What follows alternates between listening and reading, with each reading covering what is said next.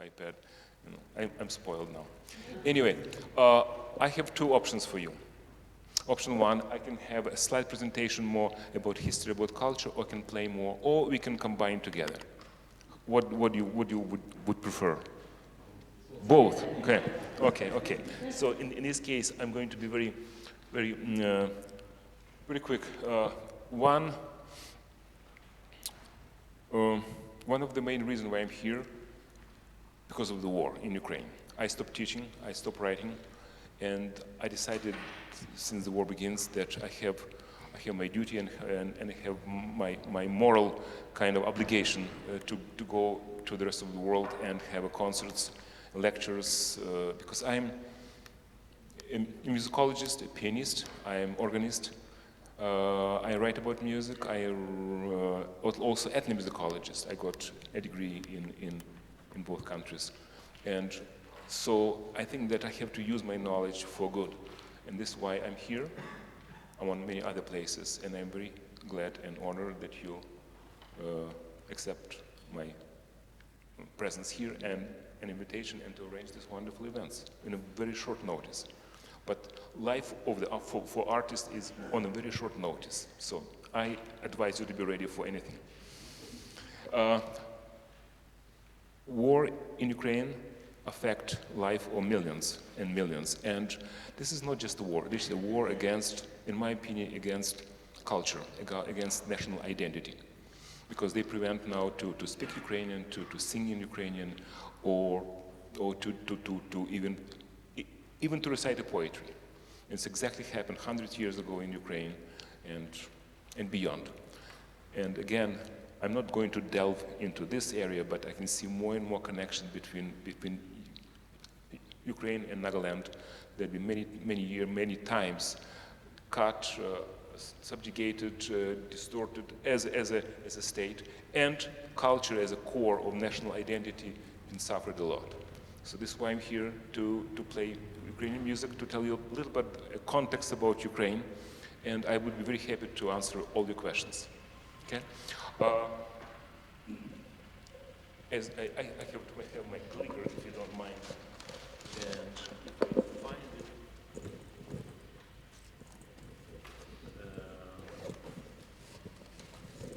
I have a clicker. Can you put in the thank you so much. Meanwhile, I'm going to start with a notion that, in the lecture that I had a couple of hours ago, a gentleman asked me what a difference between German music and Ukrainian music, because they said that very often the classical music been influenced by a German tradition if you play instrumental music, and vocal from Italian side. And I was trying to explain that classical music in Ukraine very often based upon folk elements that have been employed on one hand, but at the same time it was a Western form, kind of formulas, I would put it this way, that been embedded in Ukrainian music. And he said to me, how to make a distinction, who is who? And I decided to play today music by unknown composer to you. His name is Bortnyansky. But at the same time, since clicker doesn't work, I would ask somebody to just to do something with that.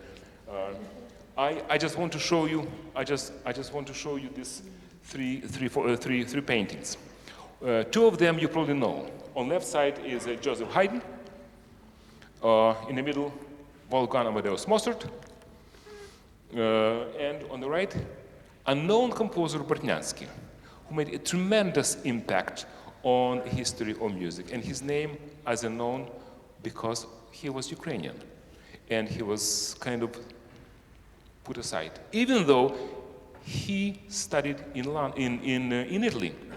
This very famous composer, Giacomo Galuppi. And he came back to Russian Empire, and he'd been taken to the court. So basically, a lot of, especially Christian, especially religious Russian music is based upon Ukrainian music that actually blended with the Western tradition in the 17th, 16th, and 18th century. Because Russia on one side and Ukraine in the middle, next to the Western tradition. And polyphonic singing came from Ukraine via Ukraine from Western tradition to Russia. So in Russia in 18th century, 17th, 18th century, it was more monodic singing, like one line. I will sing it like in Russian church in 18th century. Ныне отпущаешь работ твоего, владыка, по глаголу твоему, и ныне пресное веки веков. Аминь. So we have line with step up, step down. In Ukrainian music, they're more polyphonic, means many layers, many voices. Everybody you probably know the Carol of the Bells. Have you noticed this music? This one?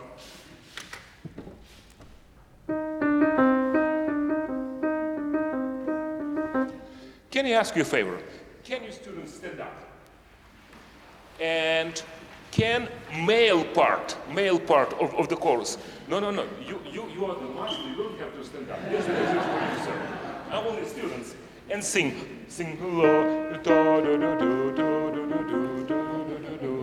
Only males. And continue like over and over and over. Can you? Let's go. And after. Po, po, po, po. La da da da da da da da da da da. La da da da da da da da da. La da da da da da da. And women's la la la la la la. Thank you so much. So this is polyphony that came from Ukraine from 11th century, because Ukraine adopted Christianity in 988. And this is the third attempt, by the way. It's official adaptation. It came from the 7th century. But this idea of many voices in singing, it was choral tradition in the folk tradition and in the classical. And after that, it's moved to the next level. Jumping from 11th century and choral music with the Carol of the Bells to late Baroque, early classical music by Bortniansky. But I'm going to give you a test for students, not for masters, for test for students. 1, 2, and 3. I'm going to play 3 excerpts from 2 well-known composers in the world, Haydn, Bortniansky, and Mozart. And just want you to guess who is who. 1 minute each. Haydn, Bortniansky, and Mozart. Order. And I would ask you, where is Bortniansky? 1, 3, or 2? Can I?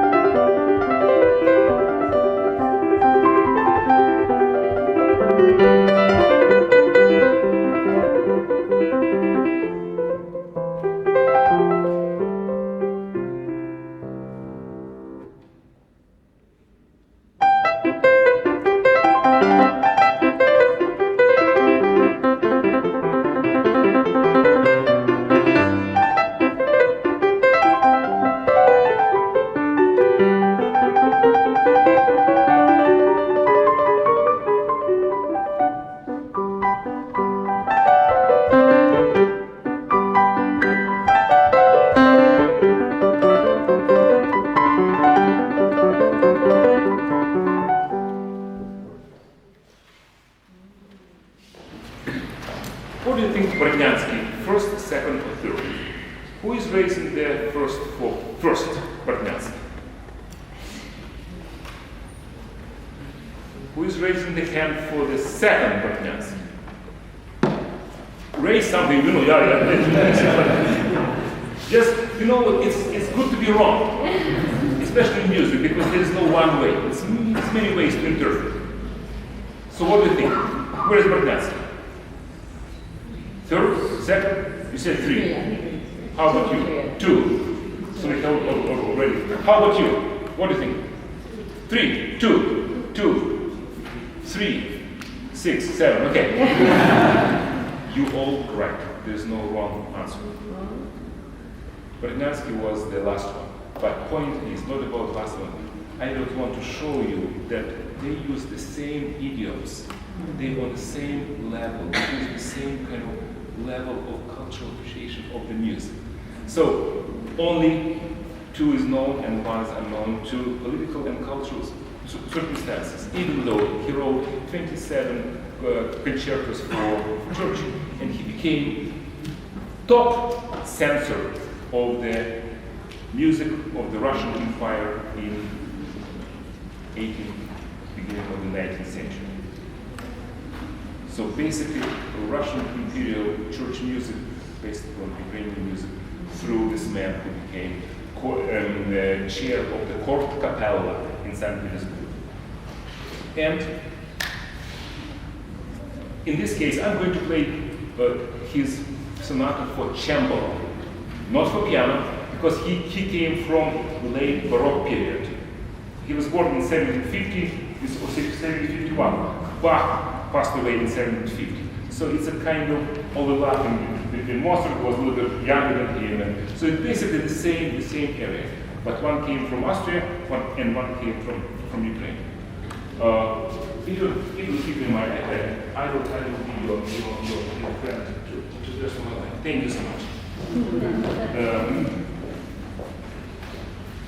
He was born in Academy of Glucha, this Bortniansky, in Ukraine. Now this academy doesn't exist because they basically have completely demolished it. So a lot of choral master, a lot of clergy came to this academy. And at that time, if you want to be intelligent, educated man, you have to speak Latin because it was a language of the world. Basically, at that time, you have to have ability to make a poetry, to play at least 2 instruments, 1 string and one woodwind, whatever, and play also harpsichord. So it was a very much culture of the land. To be, when I was young, my mother insisted for me to play piano every day, because she said every boy is supposed to do something with music, and I hated it because I wanted to be an archaeologist. But and I'm very grateful because at some point in life, you have no idea how your life can change, and you have to be ready for this. And she insists for me to go to the English classes. And I hated her because I never expect to go outside of the Soviet Union, because you can go outside if you're against the government. And my mother was kind of very much against that. So I never expect to go anywhere outside of Soviet Union and speak any language except my native tongue. So languages and music must do, because this is a passport to your passport to your future. I made all my friends in the world only because of music, not speaking Chinese or Japanese or Italian or French. But through music, my connection to the world is very different. So I'm going to play for you this piece by Bortniansky. They've been written for harpsichord. Keep this in mind. Keep this in mind that this is not a piano piece. And because of this, it's a lot of improvisation involved. By the way, improvisation was very much part of the Baroque tradition. If you think that Bach was known as a composer in his life, you will be mistaken, because he was well known as an improviser first and a composer second. Because at that time, they considered a good musician if you can improvise on the subject, on a theme. and everybody can play from the score. So improvisation, and I never been taught how to improvise when I was in college. And much later I found out how important it is to sit and to be able to improvise, because even the music became very different, much closer, not like archival object from the museum, but a real life. So I'm going to play this piece. There is no dynamics here. As you know that in a Baroque music, especially in a Bach manuscript, there is no dynamics. There is no even tempo. There is no phrasing, nothing, just black and white dots. And it's up to you. When I was young, I've been told, do this and do this and do this and do this in Bach's music. And only at age 25, I saw Bach's manuscripts in Leipzig. And it was a shocking experience to me. There is no indication of tempo or dynamics. Your knowledge and your heart in the music. So I'm going to play this piece. I don't know.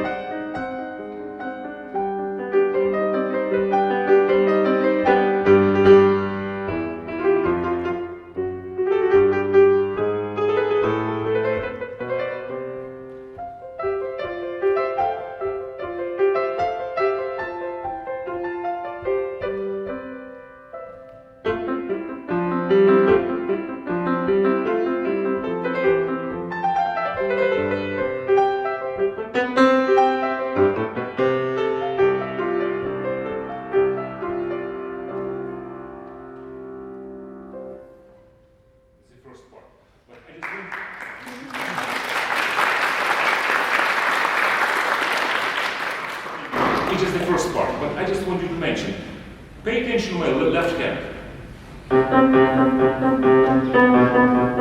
Very simple. Originally, it was only one note.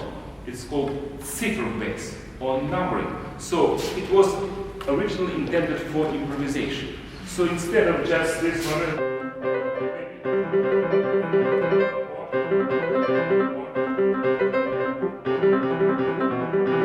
any formal improvisation implied in this with only one note.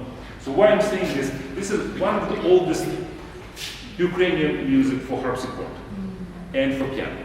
Actually, it says for clavichord or pianoforte. because piano just developed just to move in, and Bach was the main kind of salesman of the piano. Because he said the piano will be this is why he wrote 24 preludes with well-tempered clavier and stuff like that. So we're talking about very, very, very middle of the 18th century, where all this culture is just start to emerge from improvisation too. And sometimes people ask me, why do you think that this music is different from German or French or Italian? Much often from the middle parts of the sonatas, because this is where you have your melodic kind of imprint. The melody from this culture is different from melody from this culture. Rhythm can be structured and formed and chords, but melody can be very different. And in this case, you will hear some melodic elements from the folk tunes from Ukraine, even though it's hidden and changed. But this is where I can say that this is from Ukraine, not from Germany or from Italy or from France. Again, the left hand is very simple, and right hand is a kind of vocal part, melodic part.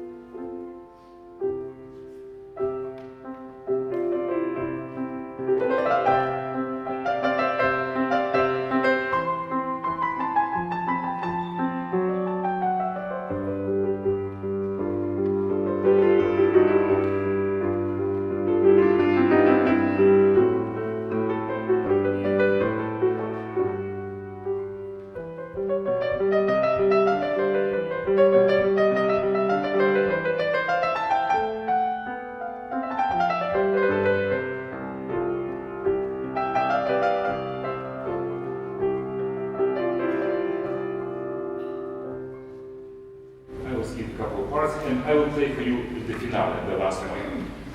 Very often they even tune the harpsichord after the second part, because harpsichord, harpsichord has not a hammer hit the strings, but with little hooks plug the strings. And after 20-30 minutes, it becomes like out of tune. This is why it's very hard to tune. About 6 months ago, I had a concert in Florida. And for the first time, I played on the 3 instruments. They have organ, I played organ, and I have on the piano, and suddenly I saw harpsichord. I said, well, I'm going to play this piece on the harpsichord. And I said, Dr. Filenko, to tune a harpsichord, we have to call different state, because we don't have a tuner. And I said, well, it will be fun, and then for people to experience this, you know what? They fly someone to Florida to tune this harpsichord for me. How often you can do this. But it was an excellent experience, because people can see that kind of very different dimension of the music that been presented in 18th century and 20th century. So I'm going to play this last part of this piece.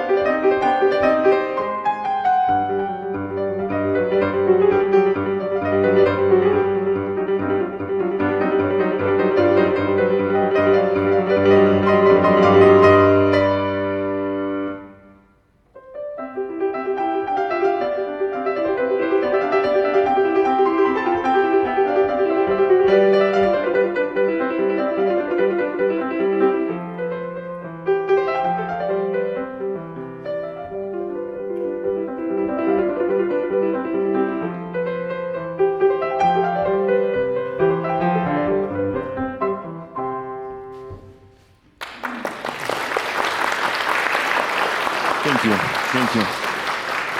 Thank you very much. I think this is a very lovely piece, and this is one of the oldest pieces that then been written for the harpsichord piano. So I just want to. I haven't played this piece anywhere except here because of this question about the difference between con. By the way, as you can understand, that maybe I will come tomorrow and I will play differently because there's, as I said, there's no dynamics, there's no change in the tempo. So for you as an artist, it's very important not to look at the music per se, but to look slightly beyond and put your heart and mind and your kind of intellectual pursuit and your knowledge to music to interpret. This is Bortnyansky, by the way. Mykola Lysenko. If you don't remember any names, just remember only one, Mykola Lysenko. He is like founder of the classical music in Ukraine, and he wrote actually 40 volumes of music, 40 volumes. Only 20 volumes been published so far. 6 operas, children's opera. Actually, he was the first composer in the world who wrote 3 children's opera for children, and beyond other. He studied in Leipzig, and instead of just staying in Germany, he moved back to Ukraine. And what he did, he decided to write music for Ukraine using folk elements, folk tunes. This is why I would asking you, almost begging you, you in a very special place in the world, in Nagaland, where a folk tradition is more or less exists and preserved by circumstances. In the rest of the world, a lot of folk music, folk tradition kind of start to move under pressure of the big labels, Bollywood, Hollywood, Mollywood, Bollywood, whatever you call it. But now we experience a tremendous change in your generation. When I was young and I didn't know what is the internet and I didn't touch a computer and I didn't have a cell phone, it's a completely different world for you now. So it's very easy to move to the very kind of simple and cheap stuff like a rap, using 3 chords and two tones and using the bad words as a kind of appetite for the. So it's not a point. Point is that you're in a wonderful school. I read today on the internet one of the best music school in India. So it's a privilege to study in the school, and I'm very happy to be here and share this music with you too. I'm going to play a piece by Lysenko.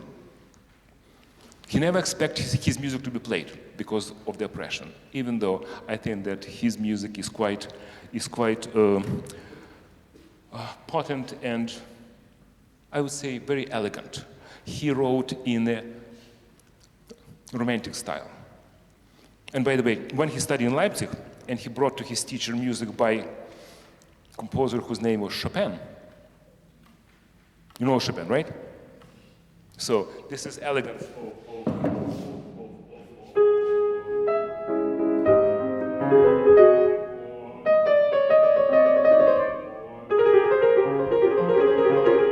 by Chopin. His teacher told him, don't ever bring this music to my class. It's a garbage. And we're talking about 1860. So even at that time, the music that we written considered kind of inappropriate for classical structure, for classical music. So keep this in mind. So every music at some point being new. And if you look at contemporary music, don't say no. Just be patient.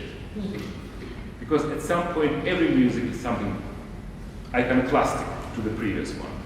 So I'm going to play this piece by Lysenko. It's called Elegy. Elegy is kind of very nocturnal, very kind of elegant piece. I don't think there's exactly elegant. A lot of pain inside of this piece.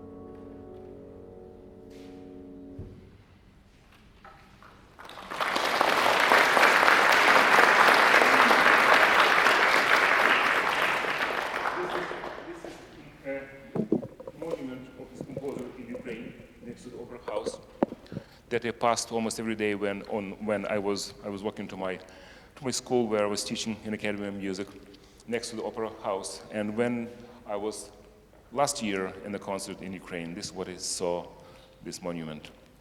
And Opera House is a very special place for Ukrainians because it's kind of like part of the constant struggle against something, not to move away from the classical tradition, but staying next to.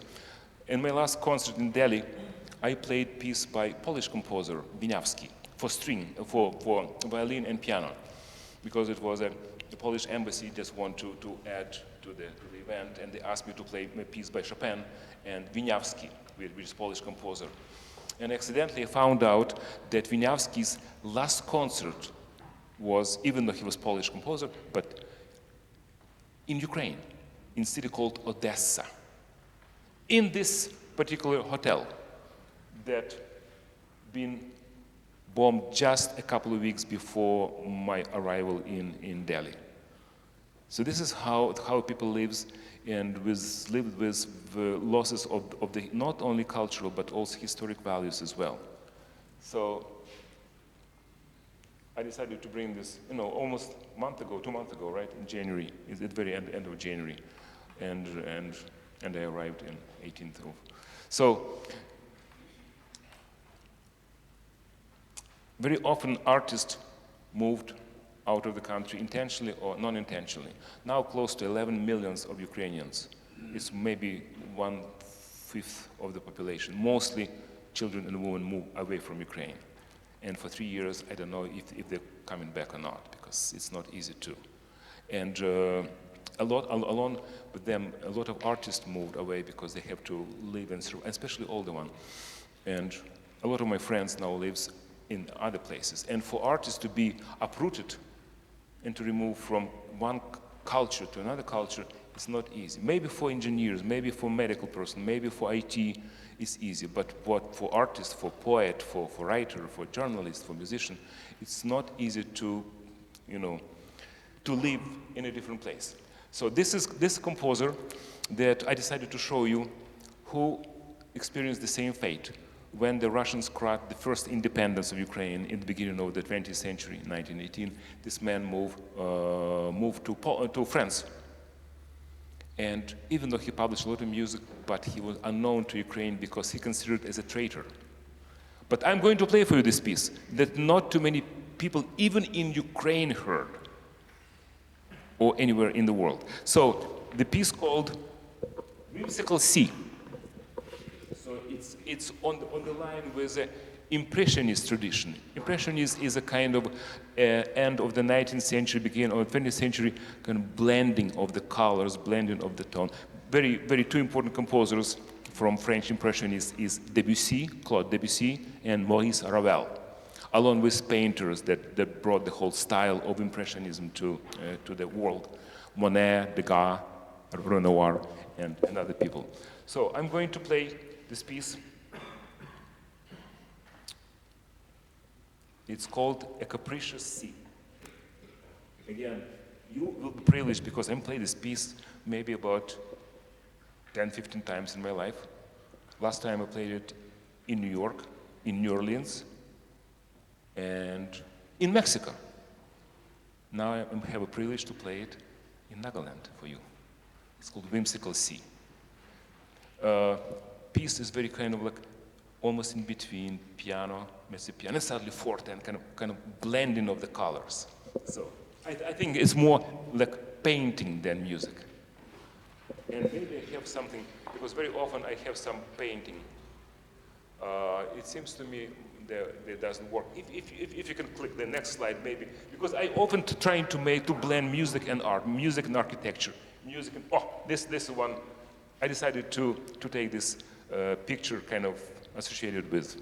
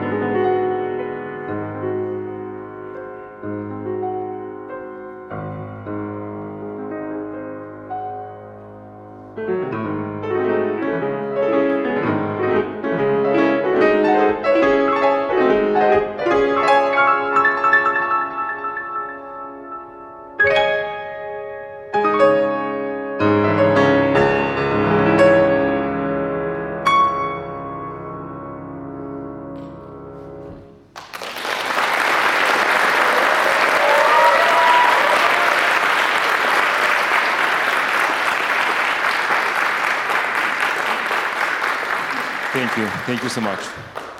It took me a while to learn this piece with crossing hands. It's like you have to be like almost like circus. But this kind of idea of employ the whole range of the piano, and sometimes whimsical seas can be a lot of waves and emotions. Next one. Oops. Yeah, I need your assistance from now on. It seems to me this is another composer. He's a brother of the previous one. These two composers, but one left to France after war, and one left in Ukraine, and he passed away in a very young age on 21. Maybe he was killed, maybe he was, nobody knows exactly. But piece that I would like you to play is very special to me, because this piece been written in 1911 to the memory of very famous poet Taras Shevchenko. Taras is exactly the same as my name, Taras Shevchenko. And when my mom named me after him, my grandmother said, "What are you doing?" This man been sentenced to military prison by Russian Tsar for 25 years, and he became a synonym of independence of Ukraine. I really want your son to suffer. I was born at that time when this man wrote a piece in the memory of Shevchenko for piano. A reason is, in 1911, when it was 100th anniversary of his, Russians said not even written, printed, or spoken word of this poet. So this man, composer, wrote the same piece without lyrics on the piano, in the memory of poetry, of poet of Shevchenko. I'm going to play this piece for you, because tomorrow it will be his death, right? The day of his birth. Tomorrow birthday, day after tomorrow death. Yeah, something like this. So it kind of a commemoration day. Because if you would go in any village in Ukraine, you will see in a small, humble house in a farmland in a village, three things in the corner. You will see the icon. You will see embroidery, like this beautiful linen, this one, around the icon. And you will see a poetry of Shevchenko. It was like three symbols: embroidery, fate, and poetry. And probably people would sing something in a village. So this will be three main elements that maintain and sustain the whole generation for generation in a country like Ukraine. I'm going to play this piece in memory of Taras Shevchenko. By the way, this is his monument by this poet, been shot multiple times with machine gun by Russians in one of the Ukrainian towns. It's called Borodyanka in Ukraine.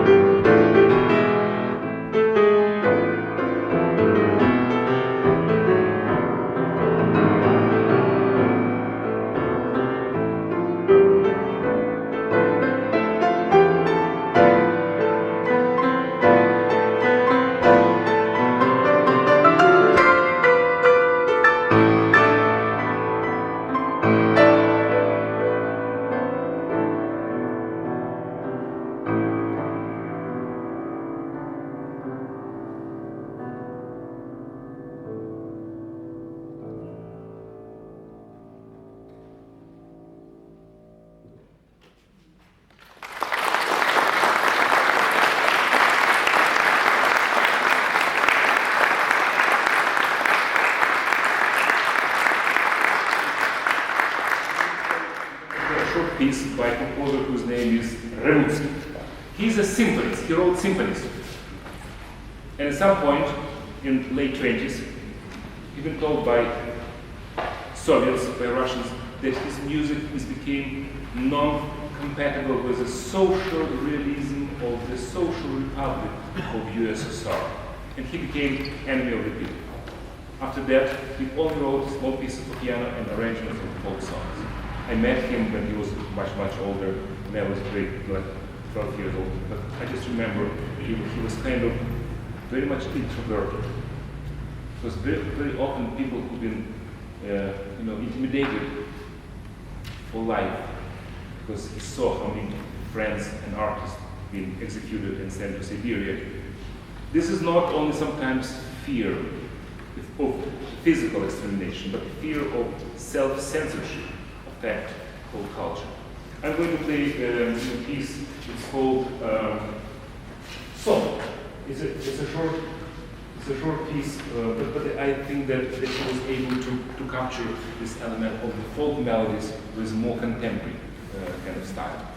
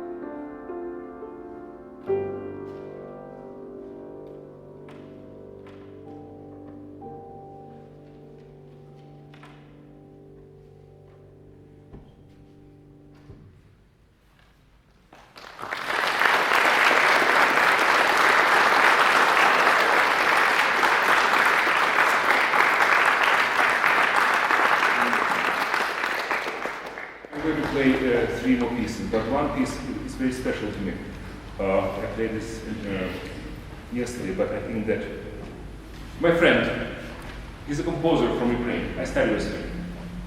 And last year, I called him on the phone and I said, how are you doing? Because for a year, I spent like about 5 or 6 hours calling people, friends and non-friends, because they can't stop talking to me. When you're spending hours and hours in a bomb shelter, and somebody calling you from outside, it's a kind of glass of water or fresh air, and half an hour, 45 minutes, but they still talking and talking and talking, and I found out that there's almost like a psychological damage of the whole nation, that all my friends, they have to talk. And I said, just write down for me something that I can play in the concerts. And he said, I can't, because it's this too close to me right now. Everything is too close. I have a space between, I said, Victor, Write down for me your thought, musical thought, what you think in this moment. And he wrote for me a piece with a pencil, because he said that I'm afraid to put in a computer because we don't have electricity at least twice a day, or 3 times a day.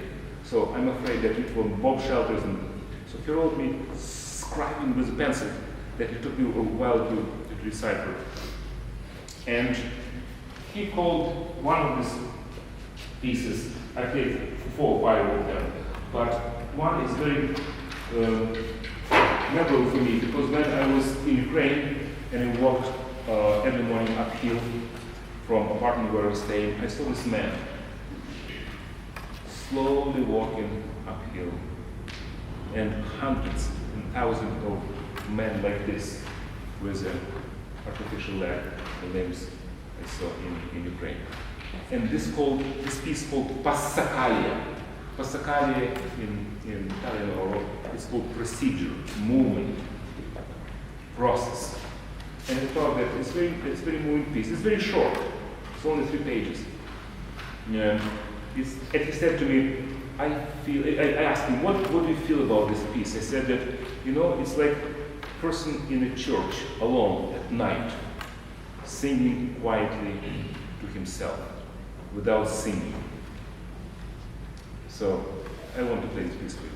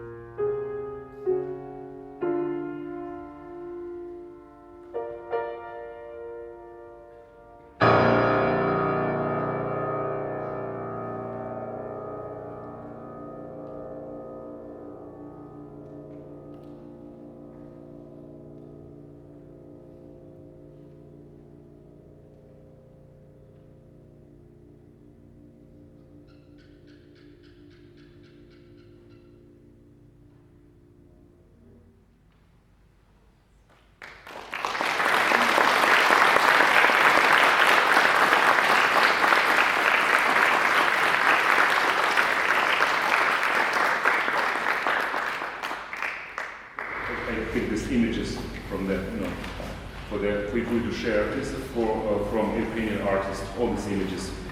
I think that they connected to the pieces that I played for you. Next piece, I'm going to play. I have a question for you. Would you like to hear more kind of melodic or more contemporary piece? More contemporary with a lot of dissonances.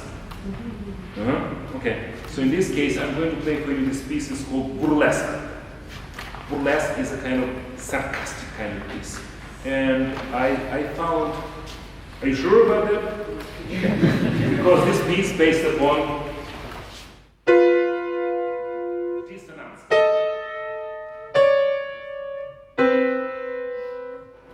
But I think that this piece very much reflecting the mood and the spirit, the emotions people in Ukraine. So even though it's called burlesque, kind of like whimsical, sarcastic piece, but in a way it's employed some patterns of the rhythm from the mountains, from the folk tunes, but at the same time it's like this way. So it's called burlesque. It lasted 7 minutes, so be patient. Maybe 10, I don't know. It depends how fast you will play. And this man, by the way, he's my good friend. I worked with him. And even though we were kind of like colleagues, but he never told me that when he was 5 years old, his family been sentenced for 15 years to Siberia from Western Ukraine by Russians who moved in this place in 1939. And 5 years of his life he spent over there. Six years. And after that he was able to move. But the point is that he never even told me about this all his life. So this drama that people experience, they're not talking about. Very often people who experience the war, military people or otherwise, they don't talk about this very much. They feel inside, but they don't talk. Maybe it's expressed through other fields, maybe through art, maybe through music, maybe through paintings, maybe through movies. But so I'm going to play this piece. It's called Burlesque.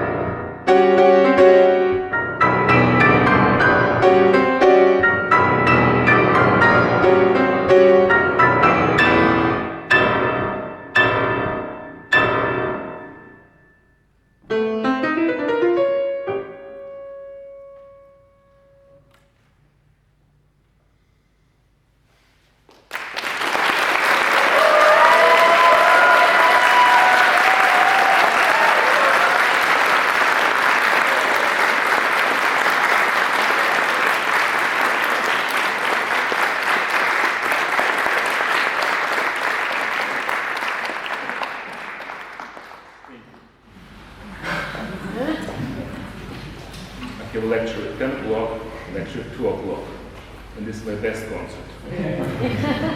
And I'm very grateful that I can see on the back of the row, they're not looking on the phone and look what you're listening. And this is important to me, and important to you, and important to us to share something that we feel deeply important for us, regardless where we are now. And by the way, we're much closer than we even think about this. We're much closer. And we experience almost the same feeling, the same pain, the same joy, the same kind of uplifting mood sometimes. And sometimes we have to shake hands because good people should unite. And especially young people, you have to have changed the world for better. We failed, unfortunately.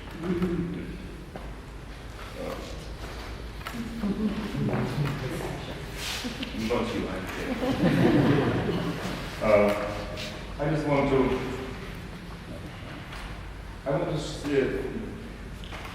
kind of finish this piece on a brighter note, but I can't because, you know, everywhere where I'm going, I see kind of tension in every country, from Mexico to Australia, from Britain to Italy, from everywhere. And we have to kind of be more forgiving in a way, on one hand, at the same time to put as best as we can what we choose to do in our life. This young man, he was my protege. He was young, but he attended all my concerts in Ukraine. and he wants to be a musician. And he said, sure, if you have gift, go, but you have to work like hell, like an ox. It's a lot of work. He said, yes, I will. And he graduated from Academy of Music with honor, and he been accepted to the and war happened. And he was about to marry. And 4 months after the war starts, he passed away. He'd been killed. And I didn't know about for 6 months that his mother found me on the Facebook, and she said, you know, David, he's not with us anymore.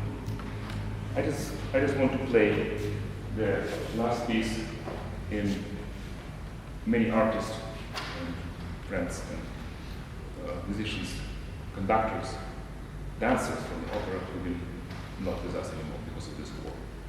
And I'm going to play very, simple piece. It's called Melody, but this piece became almost an unofficial anthem of resistance and warning of poor people.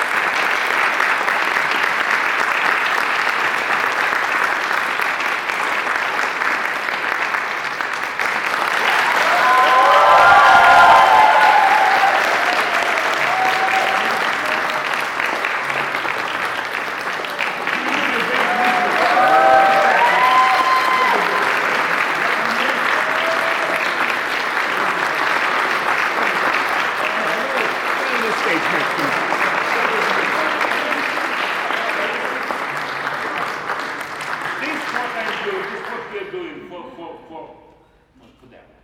For them. And he is the best listener. Applause to him.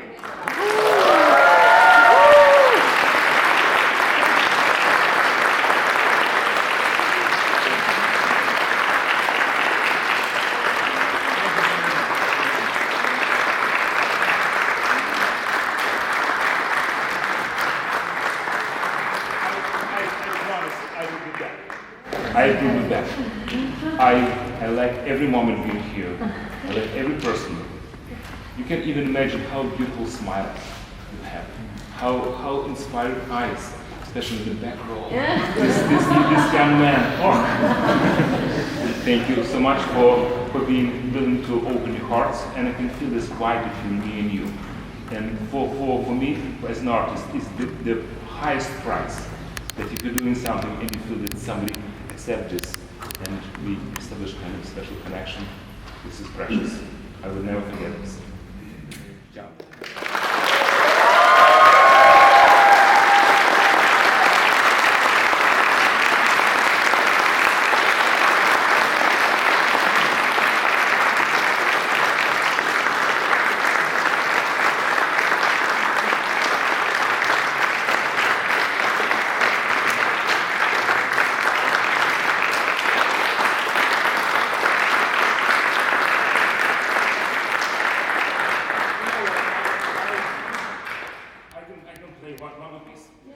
It's called Colomika.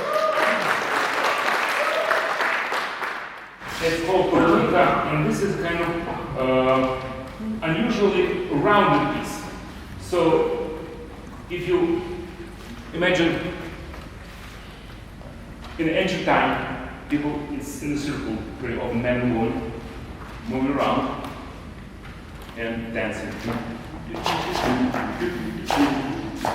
Over and over, almost like a trance, asking something beautiful to come, which is spring, and swallow, and birds. In the winter, in the middle of the winter, in the mountains, they cold and freezing, and they ask for spring to come, and this miracle happened from the seed, flower can come, or something happened. So they call it Colomika. Kolo means round. And the composer, or he took this little piece and put in this piece. It's called Colomika.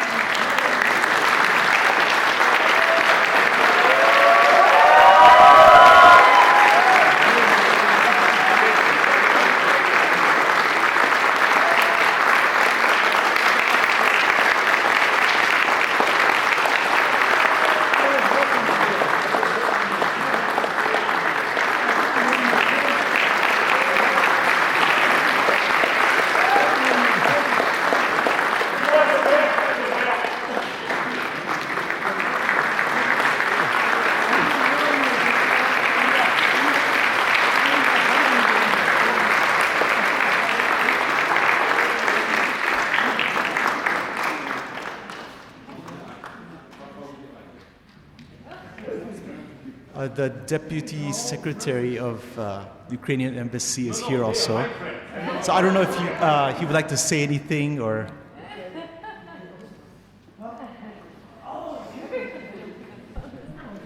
Hello. Hi, good evening. I think, thank you so much for having us here. It's really a pleasure. And thank you so much, Dr. Filanko, for, as always, a wonderful performance. Actually, there is nothing much to add to this. I just want to thank you for your support to Ukrainian cause.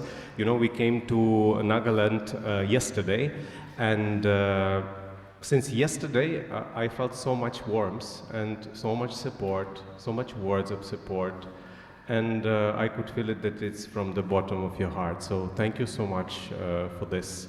We really need it today because after 3 years of this super tough suffering, we finally deserve peace, but we hope that we deserve just and lasting peace. Not a truce, not a ceasefire, but just and lasting peace. So let's pray for that. And thank you so much once again for having us here. And thank you, Dr. Filanko.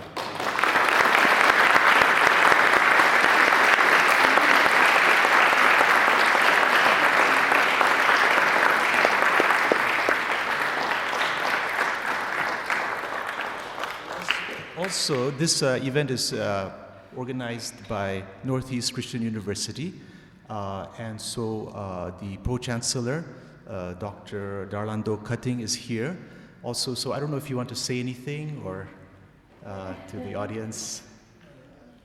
I just want to say thank you so much for opening your home, your place for us, for him, and giving such a warm welcome. And, you know, for us, as a university, as a Christian university, is to share people who come with us to get eminent personalities, and that's what we wanted to do, share his talents with you. And for you also, I would hope you do the same thing as you do, to share, to serve others, and don't keep it to yourself only. So we are so happy, and I'm so grateful I can see the response and his own, enthusiasm. And even as you looked at him in his playing, he became more and more engrossing over him because of your response to him. But thank you so much for. But our university not too far in Burma camp. You're most welcome to come anytime there. Open your. Thank you so much.